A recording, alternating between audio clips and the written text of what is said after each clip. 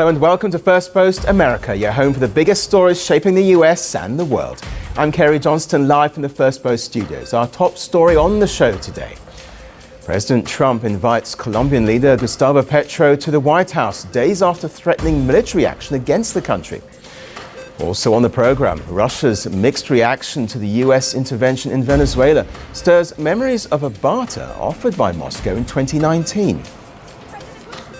Iran remains on high alert as Republican Senator Lindsey threatens Ayatollahs with US assassination. And the Greenland confrontation continues, with Donald Trump now musing about buying the Arctic island, even as its leaders say the territory is not for sale.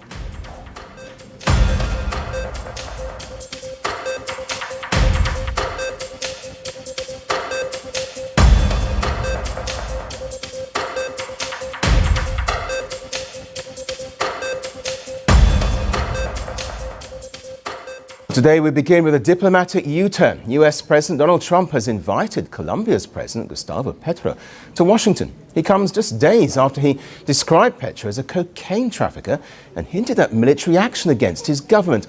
The situation with the Latin American nation escalated fast, and then it de-escalated just as quickly. The turnaround came after a nearly 1-hour phone call between the two leaders. Trump said they discussed drugs and, in his words, other disagreements. Well, in a post on Truth Social, Trump said he appreciated Petro's tone, saying he was looking forward to meeting him, but didn't say when this may be. Now, this may signal a possible thaw between the countries after days of open hostility. This was their first direct call since Trump threatened military action against Colombia. Well, that threat came after the United States carried out a dramatic operation in Venezuela, capturing its sitting president, Nicolas Maduro. Well, speaking aboard Air Force One, Trump earlier said Petro was a sick man and didn't rule out military action. We have a very sick neighbor. It's not a neighbor, but it's close to a neighbor. And that's Venezuela. It's very sick. Colombia is very sick, too, run by a sick man who likes making cocaine and selling it to the United States. And he's not going to be doing it very long, let me tell you. Well, Petro did not stay silent. He warned Washington about Colombia's sovereignty. He said if the US bombs peasants, thousands of guerrillas will return to the mountains. He also issued a dramatic warning. Arresting him would unleash what he described as the popular jaguar. Well, Petro then deployed 30,000 Colombian soldiers to the Venezuelan border. He called on citizens to take to the streets, and they did. Thousands protested across Colombian cities, rejecting Trump's threats. First of all, respect for what he represents, because we're not talking about a person, we're talking about a president of a nation.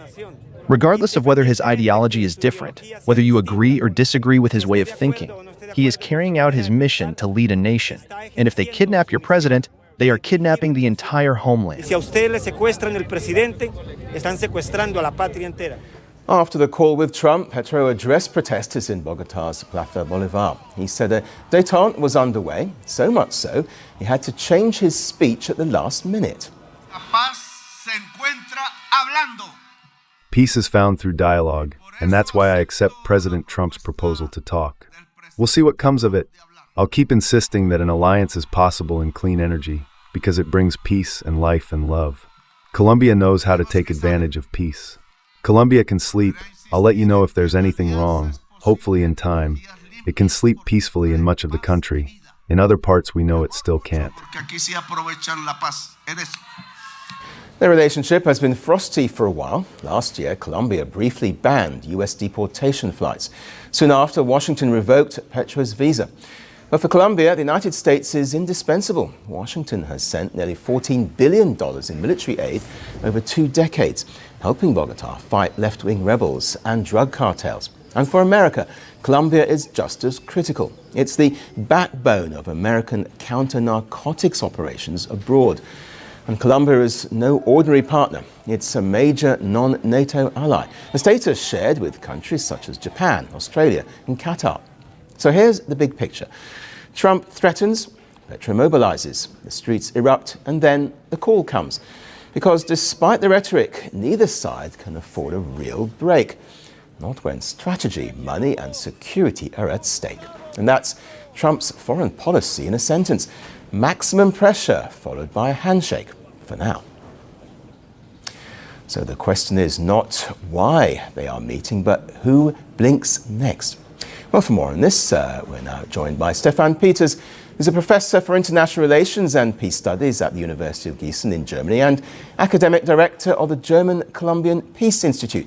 Welcome to Firstpost America. So how do you assess this latest interaction between Donald Trump and Gustavo Petro? Well, first of all, thank you for the invitation. And actually, it is really a surprising turn. So, on the other hand, we have to see that Mr. Petro is one of the most important leaders, not only from Latin America, but from the global south.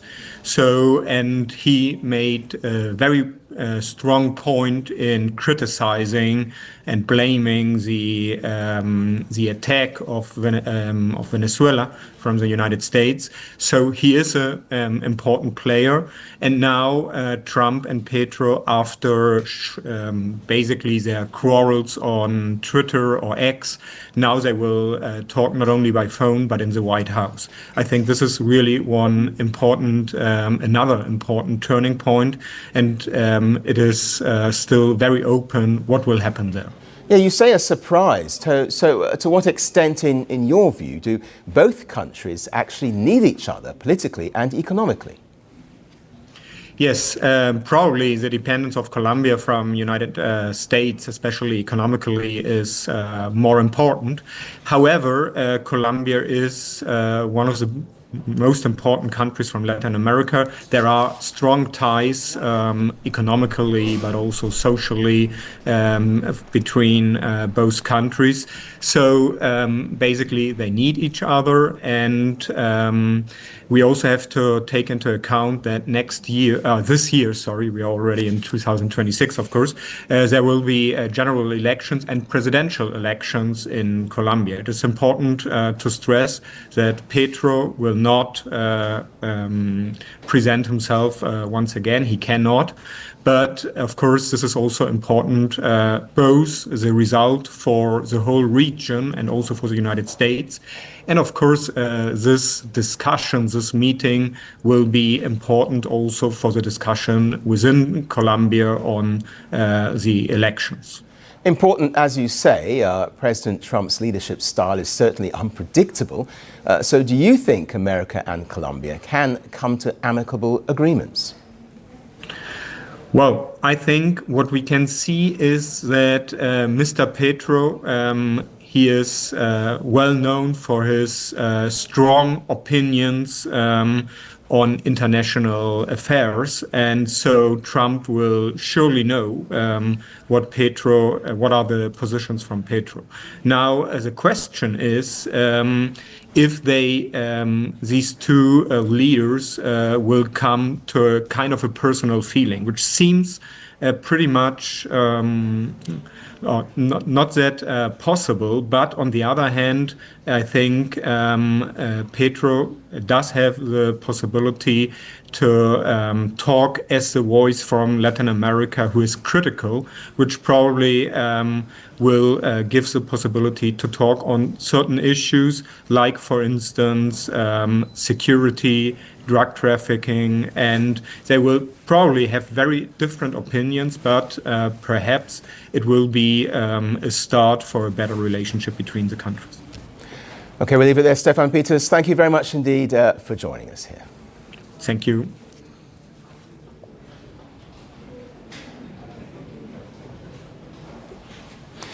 Well, what's happening in Venezuela today is forcing the world to revisit something Russia said 7 years ago. It was at a moment of high tension between Washington and Caracas. Russia sent an unusual signal to the US. It was not a formal diplomatic offer, and it was never written down. But according to senior US officials, the message was unmistakable. Russia was willing to let the United States act freely in Venezuela if Washington, in return, allowed Moscow a free hand in Ukraine. Well, this account comes from Fiona Hill, an advisor to President Trump at the time. And she made the remarks under oath 2 years before Russia's invasion of Ukraine. Hill said Russian officials were strongly signaling their interest in what she described as a strange swap arrangement.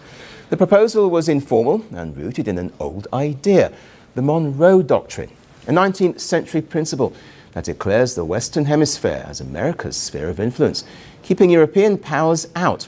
Russia's argument was simple. If the US believes in spheres of influence, then Russia is entitled to one as well. Ukraine, Moscow argued, was Russia's backyard.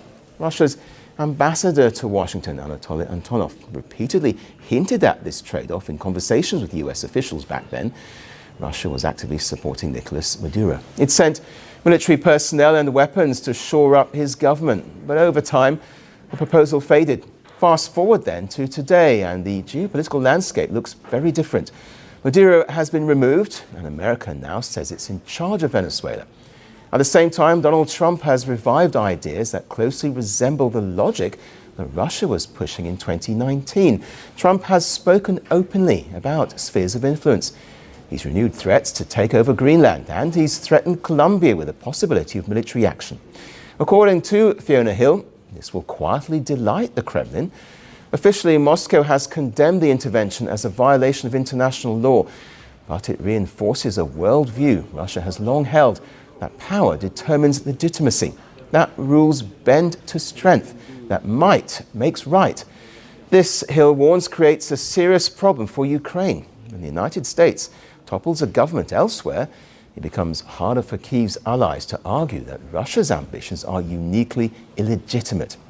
From Moscow's perspective, the moral high ground is eroded. Russia is now trying to walk a tightrope. Its main priority remains the war in Ukraine. The Kremlin does not want to alienate the White House, but it also doesn't want to make concessions. Some Russian officials and commentators are openly satisfied. They see the return of an older, imperial-style world order, and that brings us to the real conclusion. Russia's proposal from 2019 failed, but the thinking behind it has not. Because when great powers begin dividing the world into spheres and backyards, sovereignty stops being sacred. It becomes negotiable. Well, still to come on the program, the rise of snack tourism globally, where cravings, not culture sites, are guiding global travelers. But first to the Middle East, where a threat of assassination has collided with street fury and military alerts.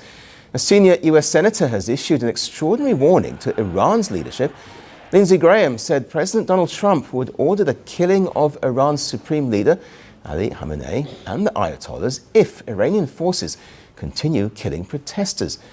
Well, this blunt message was made by the Republican senator during an interview on Fox News, and he framed the warning as both a threat and a promise. He said, "To the people of Iran, we stand with you." Then he turned to Tehran's clerical leadership, saying, "If you keep killing your people who are demanding a better life, Donald J. Trump is going to kill you." Then Graham added three words that echoed across the region: help is on the way. Well, the statement landed as Iran moved into full military readiness. Several reports confirmed that hundreds of units from the Islamic Revolutionary Guard Corps and the regular army were placed on the highest alert. Senior commanders said forces were hands on the trigger, ready to respond to any hostile move by the United States or Israel. Actions or statements raised by figures such as the Prime Minister of the Zionist regime or some radical American officials regarding Iran's internal affairs amount, under international norms, to nothing more than incitement to violence, incitement to terrorism, and incitement to killing.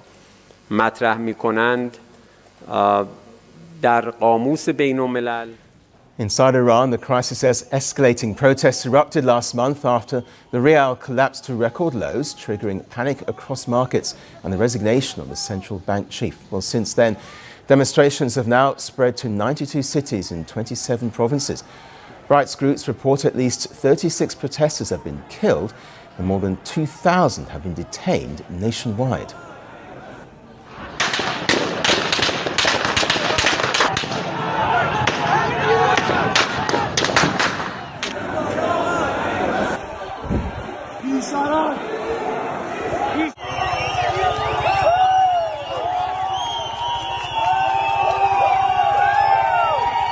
کسانی که امروز If anyone comes into the streets for riots or to create insecurity or supports them, then no excuse remains for them. The matter has become very clear and transparent. They are now operating in line with the enemies of the Islamic Republic of Iran.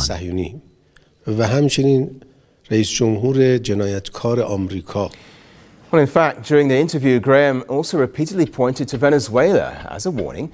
He cited the recent U.S. capture of Nicolas Maduro, calling it proof that defying Trump ends badly.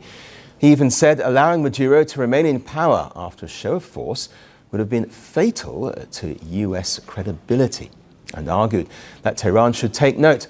But Washington's pressure is not limited to Iran. Trump has also threatened action against leaders in Greenland, Mexico, Colombia, and Cuba.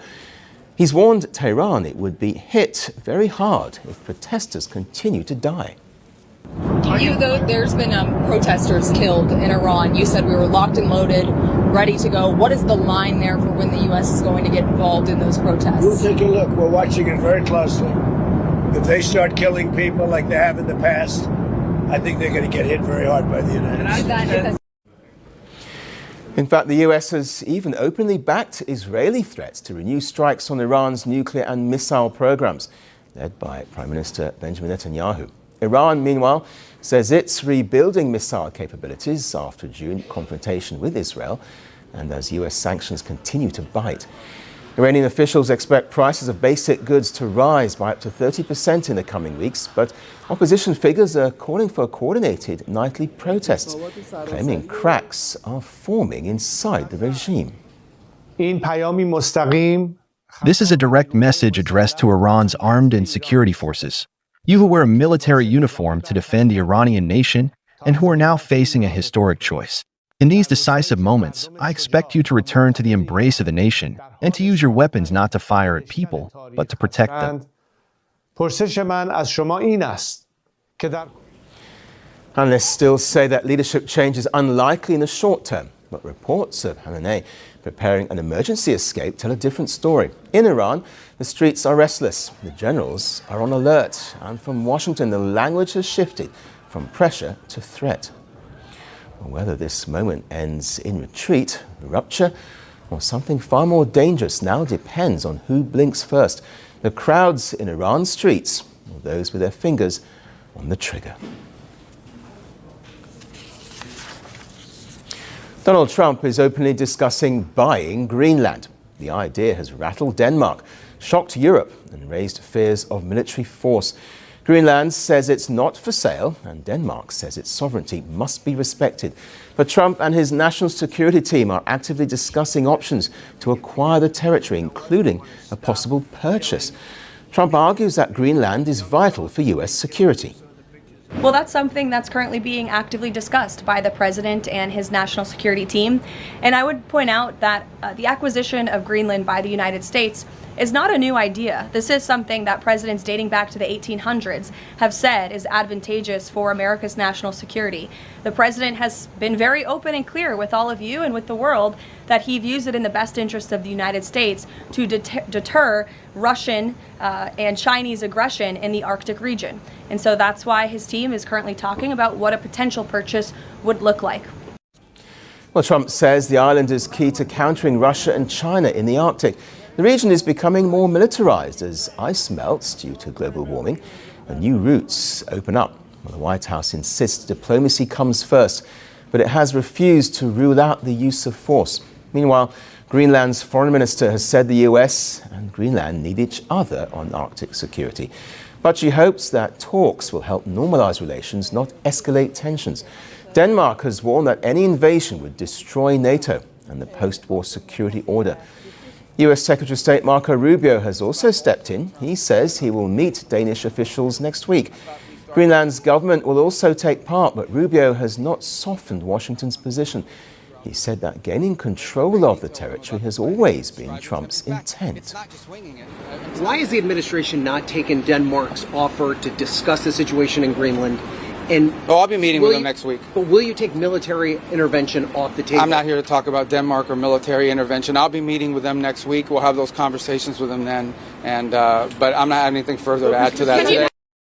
Well, the US Secretary of State also made a blunt point. If a US president sees a national security threat, military options remain on the table. He added that diplomacy is preferred, but he did not rule anything out. The statement has deepened European concerns, though. And those concerns are not theoretical, because just days ago, US forces carried out a raid in Venezuela. They captured President Nicolas Maduro. The operation was fast and deadly, and it worked. Well, that success appears to have emboldened Trump. Since then, he's publicly mused about intervention not just in Greenland, but also in Cuba, Iran, Mexico, and Colombia. Danish officials now fear that Greenland could face a similar fate. But some lawmakers in the US are pushing back. Republican Senator Tom Tillis and Democrat Jeanne Shaheen issued a joint warning. They say the US must respect Denmark's sovereignty and treaty obligations. They urged Washington to focus on real threats with allies, not against the allies. In Europe, reactions are strong but divided. Austria's Vice Chancellor has called for sanctions as a deterrent. He suggested targeting US tech companies and farm exports. Sanctions within the Western alliance were once unthinkable. Now they're being openly discussed. Both the US and Denmark are NATO members. A seizure of Greenland would shake the alliance to its core. Trump has long criticized NATO and claims that smaller countries take advantage of US defense spending. This week, he wrote that America will stand by NATO, even if NATO would not stand by America. Well, this is not the first time the US has tried to acquire territory through a purchase. In 1917, the US bought what are now the US Virgin Islands from Denmark. The price was $25 million paid in gold. Denmark initially resisted the deal, but then it eventually agreed after the US hinted at using force. Well, talks between Washington and Copenhagen are coming next week, but the shockwaves are already spreading across Europe, across NATO, and across the Arctic. We'll keep abreast of this story as it develops. And now to our final story today. Travel used to be mainly about ticking off landmarks, the Eiffel Tower, Times Square, the Colosseum. But for a growing number of travellers, the real must-see sites are now found in supermarket aisles and corner bakeries. From chocolates that only exist in Japan to biscuits you can't buy beyond Europe. Holidays are being planned around cravings. Well, today, we look at the rise of snack tourism and why taste buds are becoming the latest travel guides. Forget fridge magnets and keychains. The hottest travel souvenir right now fits neatly into a backpack and often melts if you are not careful. From Tokyo's matcha Kit Kats to Sydney's Tim Tams, travelers are increasingly planning their holidays around snacks. People are turning airport layover, supermarket aisles, and corner bakeries into must-visit destinations. Welcome to the era of snack tourism, where globetrotting is guided less by landmarks and more by cravings. According to data by Skyscanner, nearly 47% of UK travelers say local food and snacks options are a top priority when booking a trip. And this isn't just casual nibbling.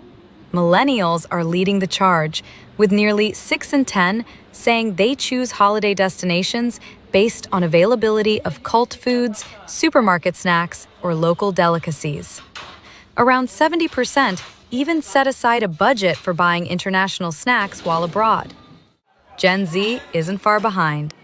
For 38% Gen Z travelers, eating French food outranks visiting the Eiffel Tower when it comes to cultural immersion.